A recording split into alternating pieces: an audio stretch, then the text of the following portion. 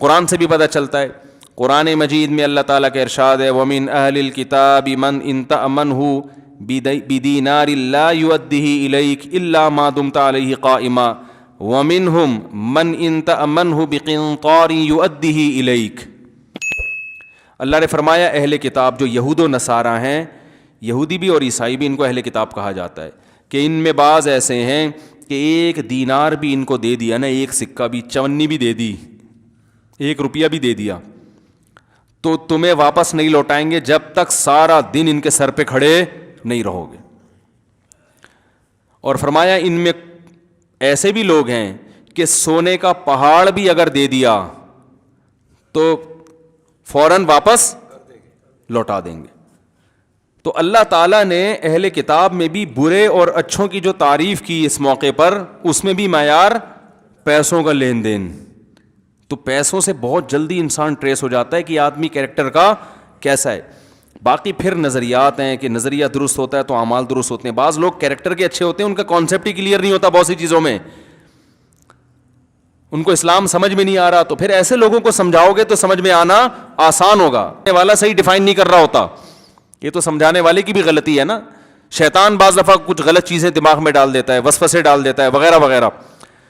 تو اسی طرح رسول اللہ صلی اللہ علیہ وسلم کی صحیح حدیث ہے, آپ صلی اللہ علیہ وسلم سے پوچھا گیا کیا مسلمان فلاں گناہ کر سکتا ہے؟ آپ نے فرمایا ہاں ہو سکتا ہے انسان سے. فلاں کر سکتا ہے؟ فرمایا ہاں ہو سکتا ہے. صحابی نے پوچھا یا رسول اللہ جھوٹ بول سکتا ہے مسلمان؟ فرمایا نہیں, مسلمان جھوٹ نہیں بول سکتا, یہ نہیں ہو سکتا. مسلمان ہو اور جھوٹ بول دے تو کتنی بڑی بات ہے. ایک مرتبہ آپ صلی اللہ علیہ وسلم لیٹے ہوئے تھے اور آپ جذبات میں آ کے بیٹھ گئے, اور آپ صلی اللہ علیہ وسلم نے فرمایا 3 آدمی ایسے ہیں ثلاث لا یکلمہم اللہ یوم القیامہ ولا ینظر الیہم ولا یزکیہم ولہم عذاب علیم. 3 آدمی ایسے ہیں جن کی طرف اللہ کبھی نظر اٹھا کے قیامت میں نہیں دیکھے گا, اور نہ ان کے گناہوں کو معاف کرے گا, اور ان کے لیے دردناک عذاب ہے. جب یہ آپ نے یہ الفاظ کہے نا تو حضرت ابو ذر غفاری رضی اللہ تعالیٰ عنہ بیٹھے تھے, انہوں نے عرض کیا یا رسول اللہ خابوا وخسروا من ہم یا رسول اللہ, یہ تو تباہ ہو گئے, برباد ہو گئے. اتنی شدید وعیدیں آپ ان کو سنا رہے ہیں. 3 دفعہ آپ صلی اللہ علیہ وسلم نے اس کلام کو دہرایا ہے. تو آپ نے فرمایا المنان, ایک وہ شخص جو احسان کر کے جتلاتا ہے, ہر ایک کو بتاتا رہتا ہے یہ میں نے, وہ اس کو ذلیل کرتا ہے لوگوں کے سامنے. دوسرا والمسبل ازارہ, اپنے ازار یا شلوار کو ٹخنوں سے نیچے لٹکانے والا. اور تیسرا المنفق سلعتہ بالحلف الکاذب, جھوٹی قسم کے ذریعے اپنا مال بیچتا ہو. تاجروں میں دیکھو کیسے جھوٹی قسمیں اٹھا رہے ہوتے ہیں. اللہ کی قسم, یہ جاپان کا, اللہ کی قسم میں نے اس قیمت پہ لیا یہ. اب آپ کو کوئی بیچ رہا ہوں گا نا کوئی چیز, آپ کو لگے گا یہ مہنگی ہے, تو خدا کی قسم ہم نے تو اس ریٹ پہ اٹھائی ہے, یہ آپ کو کیسے ہم مہنگی دیں گے؟ جھوٹی قسمیں اٹھا رہے ہوتے ہیں. کتنی بڑی شدید وعید ہے جھوٹی قسم اٹھانے پر. تو کردار کا پتہ کن چیزوں سے چلتا ہے بھائی؟ امانت سے, کہ آپ پیسوں کے معاملے میں کیا ہوں, 1 نمبر ہوں. اور دوسرا ہاں جہاں شریعت نے جھوٹ بولنے کی اجازت دی ہے وہاں جائز ہے جھوٹ بولنا. بعض دفعہ جھوٹ بولنا صرف جائز نہیں واجب ہو جاتا ہے اپنی جان بچانے کے لیے. اسی طرح حدیث میں آتا ہے آپ صلی اللہ علیہ وسلم نے فرمایا لیس الکذاب الذی یکذب لیصلح بین الناس, وہ شخص جھوٹا نہیں ہے جو لوگوں میں جوڑ پیدا کرنے کے لیے جھوٹ بولتا ہے. جمہور کا مذہب تو یہ ہے کہ جوڑ پیدا کرنے کے لیے صریح جھوٹ بولنا جائز ہے. امام ابو حنیفہ کا مذہب یہ ہے کہ یہاں صریح جھوٹ مراد نہیں ہے بلکہ توریہ مراد ہے. توریہ کا مطلب ہوتا ہے آپ جو بات کہہ رہے ہو سامنے والا اس کا مطلب کچھ اور سمجھے اور آپ کی نیت کچھ اور کی, اور لفظ میں ان دونوں معنوں کا احتمال بھی ہو. امام ابو حنیفہ کی دلیل کیا ہے کہ بھئی حدیث میں تو جھوٹ کے الفاظ ہیں, تو آپ یہ تعویل کیوں کر رہے ہو کہ صریح جھوٹ مراد نہیں ہے؟ 2 دلیلیں ہیں. آپ کو امام ابو حنیفہ کا جو قول ہے نا پہلی نظر میں حدیث کے خلاف لگے گا, لیکن جب آپ گہرائی میں جاؤ گے نا امام حنیفہ کبھی ایک حدیث دیکھ کے فیصلہ نہیں کرتے. وہ سب سے پہلے قرآن دیکھتے ہیں, پھر دیگر احادیث دیکھتے ہیں. تو ہم وہ کہتے ہیں قرآن میں کیا ہے, لعنت اللہ علی الکاذبین, جھوٹ بولنے والوں پر اللہ کی لعنت. تو قرآن کی آیت میں عموم ہے, قرآن نے اس سے کسی کو مستثنا نہیں کیا. اللہ طلاق قرآن نے کہا جھوٹ بولنے والوں پر اللہ کی لعنت. تو وہ کہتے ہیں جھوٹ چاہے لوگوں کو جوڑنے کے لیے ہو یا کسی بھی نیت سے ہو, وہ بہرحال لعنت والا عمل ہے. اور حدیث سے پتہ چلتا ہے کہ خود حدیث میں جھوٹ جو ہے نا, کذب کا جو لفظ ہے وہ توریہ کے معنی میں کثرت سے استعمال ہوا ہے. توریہ کا مطلب ایسا لفظ جس کا سامنے والا مطلب کچھ اور سمجھے, آپ اس کا مطلب کچھ اور لو. تو اس معنی میں کذب کا لفظ حدیث میں استعمال ہوا ہے. جیسے ابراہیم علیہ السلام قیامت میں کہیں گے نا, اللہ میں نے تو, مجھ سے تو جھوٹ کا صدور ہوا ہے, میں کیسے سفارش کروں لوگوں کی. حالانکہ وہ جھوٹ نہیں بولا تھا. ابراہیم علیہ السلام نے کہا تھا نا کہ انی سقیم, میں کیا ہوں, بیمار ہوں. لوگ کہہ رہے تھے ابراہیم علیہ السلام کو اپنے ساتھ, ہمارے ساتھ میلے میں چلیں. ابراہیم علیہ السلام کا پروگرام تھا پیچھے ان بتوں کی گت بنانے کا. تو انہوں نے کہا میری طبیعت صحیح نہیں ہے. تو اب طبیعت تو ٹھیک نہیں تھی, یعنی ان بتوں کو دیکھ دیکھ کے طبیعت کیا ہو رہی ہے, خراب. لیکن پبلک کیا سمجھی, بیمار ہے. تو اس کو ابراہیم علیہ السلام کیا کہیں گے, جھوٹ. حالانکہ یہ جھوٹ تھوڑی ہے. تو اس طرح کا جھوٹ بول سکتے ہیں امام حنیفہ کی رائے کے مطابق, کہ اس طرح کا جھوٹ آپ لوگوں میں جوڑ پیدا کرنے کے لیے بول سکتے ہیں. میاں بیوی میں سلو کرانے کے لیے اس طرح کا جھوٹ بولا جا سکتا ہے. شوہر بیوی کی محبت حاصل کرنے کے لیے اس طرح کا جھوٹ بول سکتا ہے. سب بتا دیں گے تو ہاتھ پاؤں کٹوا دیں گے نا. سمجھ رہے ہیں, وہ کہتے ہیں نا سب بتا دوں ہاتھ پاؤں کٹوا دوں. تو ایسی گول بات جسے کہتے ہیں, تو لوگوں میں جوڑ پیدا کرنے کے لیے بھی آپ ایسی گول بات کر سکتے ہیں. وہ کچھ اور سمجھ رہا ہو, آپ اس کا مطلب کچھ اور لے رہے ہو. کیونکہ آپ بالکل کلیئر کٹ بات کرو گے نا, وسیم نے ستار تمہارے بارے میں پتہ ہے کیا کہا ہے, تم تو جتنا اس نے تمہیں سامنے کہا ہے نا اس سے پیٹھ پیچھے اس سے زیادہ کہا ہے اس نے. بالکل سچ سچ پورا بھر بھر کے بتاتے ہیں لوگ لڑوانے کے لیے. تو حدیث میں اس سے ممانعت ہے بھائی, ایسی تفصیل میں ڈیٹیل میں جانے کی ضرورت نہیں ہے. گول مول ٹوپی کرا دو اس کو. اس کو ہم ٹوپی کرانا کہتے ہیں اردو میں, صحیح ہے نا. ٹوپی کا مطلب وہ جب ستار کہہ رہا ہے وسیم نے مجھے سنا ہے تمہارے سامنے یہ بولا ہے, یہ بولا ہے. ابے بھائی تم لوگوں کی سنی سنائی باتوں پہ کیوں یقین کرتے ہو؟ لوگ تو پتہ نہیں کیا کیا بول رہے ہوں گے. میرے سامنے بولا ہوتا تو میں تمہیں بتاتا نا. اب دیکھو اس میں کوئی جھوٹ ہوا, بات کو آپ نے کیا کر دیا, گھما دی. بھائی ہم نے تو اس سے تمہاری تعریف سنی ہے, وہ سنی ہوگی 3 سال پہلے ہو سکتا ہے, وہ والی اب نقل کر دو. جھوٹ بھی نہیں ہے, سانپ بھی مر گیا اور لاٹھی بھی نہیں ٹوٹی. یار وہ تو میں نے تو اس سے تمہاری تعریف سنی ہے. حالانکہ وہ ڈیٹ تھوڑی پوچھے گا کتنے بج کے کتنے منٹ پہ سنی ہے.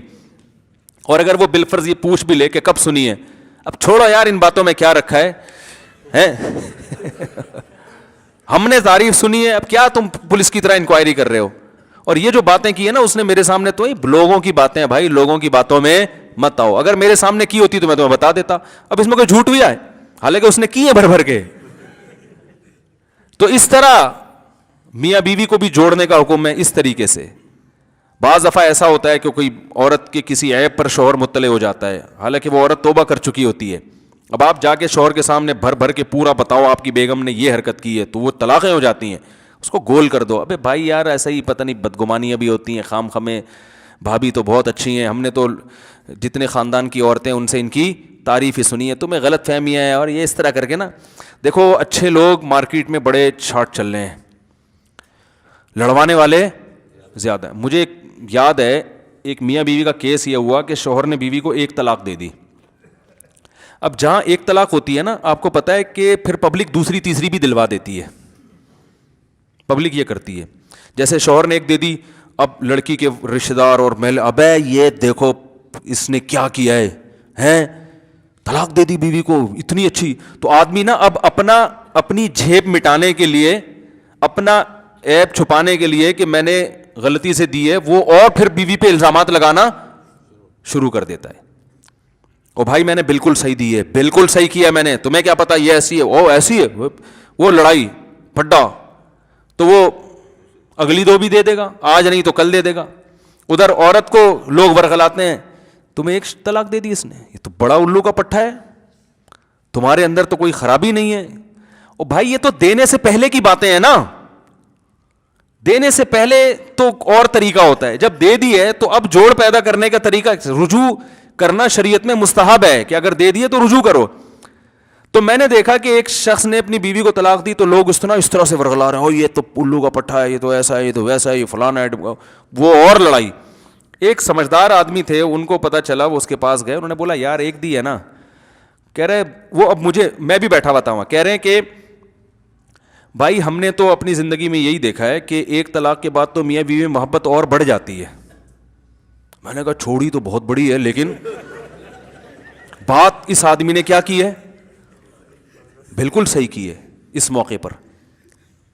اور بعض دفعہ بڑھ بھی سکتی ہے. آدمی کو جب جدائی کا احساس ہوتا ہے تو اس کا یہ سری جھوٹ نہیں ہے, امکان کے حد تک تو ہے نا. بعض دفعہ بھائی دے کے آدمی پچھتا رہا ہوتا ہے, تو انہوں نے اس پچھتانے والے عنصر کو ہائی لائٹ کیا کہ یار دونوں کے جذبات کو کیا کرو, ٹھنڈا کرو, لڑاؤ نہیں ایک دوسرے کو.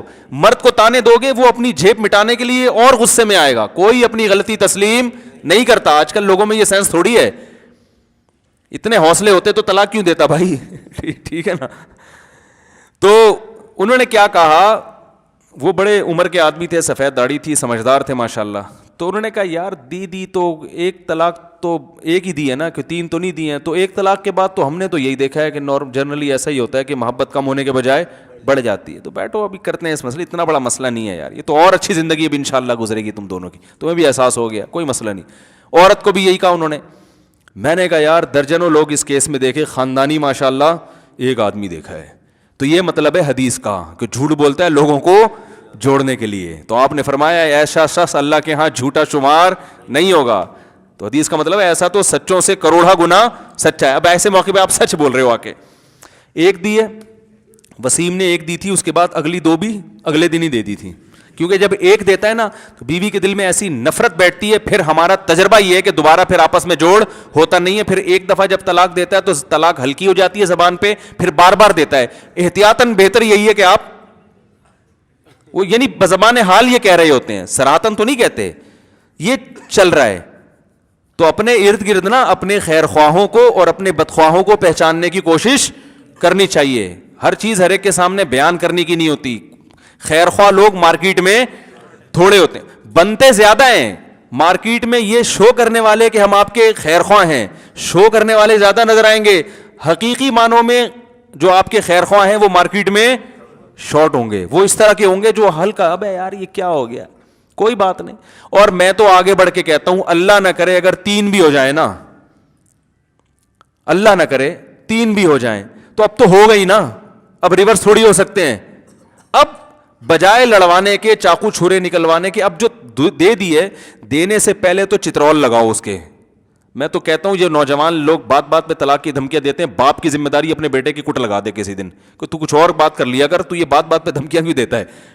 طلاق تو ایسی چیز ہے بھائی, خاندان والے بیٹھے ہیں, جرگہ ہو کہ تمیز سے 10 لوگوں سے مشورے کے بعد جا کے انسان فیصلہ کرے کہ دینی ہے کہ نہیں دینی, پھر دینی ہے تو کتنی. یہ جذبات کا کام ہی نہیں ہے. جذبات میں اگر کوئی کرنے کی کوشش کر رہا ہے تو پہلے ہی طبیعت سے کوٹ دو اس کو. ابا کی آپ محلے والے نہ کوٹیں کہ بھائی تو کچھ اور کرنا, بات کیا بات بات پہ دھمکیاں دے رہا ہوتا ہے. دینے سے پہلے تو یہ دے دی ہے, اب شریعت کہہ رہی ہے اب نہیں ہو سکتا.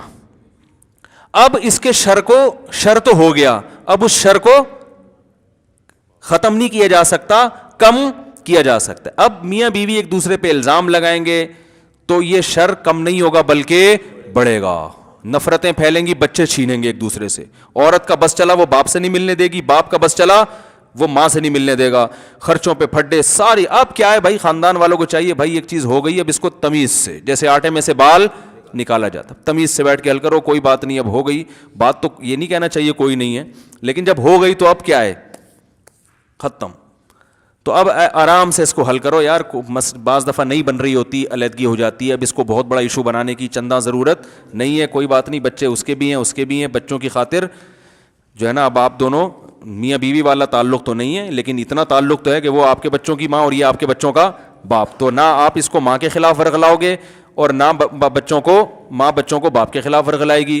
اس کے ذمے خرچہ ہے, اور آپ خرچہ اتنا نہیں مانگو کہ اس کی جو ہے نا وہ زندگی عذاب میں آ جائے. قرآن نے کیا کہا ہے, لا تضار والدۃ بولدہا ولا مولود لہ بولدہ. نہ بچے کی وجہ سے باپ کو نقصان پہنچایا جائے اور نہ بچے کی وجہ سے ماں کو. دونوں سے ملنے سے روکا بھی نہیں جائے گا.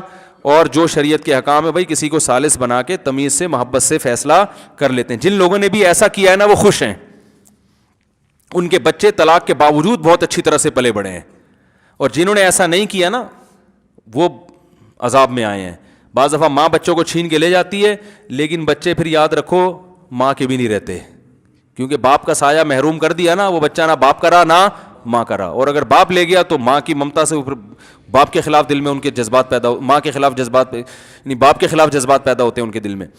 تو رسول اللہ صلی اللہ علیہ وسلم نے ایسے موقع پہ جھوٹ بولنے کی اجازت دی ہے, لیکن یہاں جھوٹ سے مراد کیا ہے؟ گھما کے کچھ ایسا کر آ کے کہ اس ایسے پہلو کو اجاگر کیا جائے جس میں جوڑ کا عنصر, بولو نا بھائی, زیادہ ہو. ہم پتہ ہے کیا کر رہے ہیں؟ الٹا کام کر رہے ہیں, ہر ایک کو لڑوا رہے ہیں.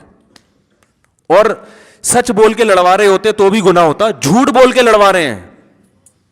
فیس بک پہ آپ دیکھ لو کیا طوفان بدتمیزی, کسی پہ فحش الزام لگا دو, کسی پہ چوری کا الزام لگا دو, کسی پہ فلاں الزام لگا دو, کسی پہ کرپشن کا لگا دو, کسی کی بیٹی کو برا بلا کہہ دو, یہ فلاں نہیں کی ہے فلانا, کوئی تحقیق نہیں, جھوٹ بول بول کے لوگوں کی عزتیں اچھالی جا رہی ہیں. تو بھائی آخرت کا خوف ہوگا تو پھر معاملات حل ہوں گے. تو اللہ نے فرمایا وَلَا تُطِعْ كُلَّ حَلَّافٍ, جھوٹ بولنے والوں کو فالو مت کرو. تو حلاف میں نے بتایا نا, قرآن جب برائی کو ہائی لائٹ کرتا ہے تو اعلیٰ درجے کی, تو ایک تو صرف جھوٹ ہے, ایک قسم کھا کے جھوٹ ہے, تو یہ اور بڑا جھوٹا ہے نا. تو اس لیے قرآن نے کہا جو جھوٹی قسمیں اٹھاتے ہیں, جھوٹ بول کے معاشرے میں فساد پیدا کرتے ہیں, ان لوگوں کے پیچھے مت کرو, اس صفت میں ان کی اتباع مت کرو.